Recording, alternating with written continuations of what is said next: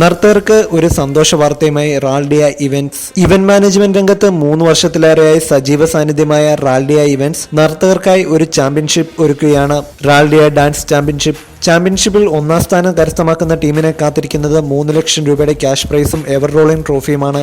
2ാം സ്ഥാനം നേടുന്ന ടീമിന് 1.5 ലക്ഷം രൂപയും 3ാം സ്ഥാനം നേടുന്ന ടീമിന് 1 ലക്ഷം രൂപയുമാണ് സമ്മാനം. ഓഡീഷൻ, സെമി ഫൈനൽ, ഫൈനൽസ് ഇങ്ങനെ 3 ഘട്ടങ്ങളിലായിട്ടായിരിക്കും ചാമ്പ്യൻഷിപ്പ് നടക്കുക.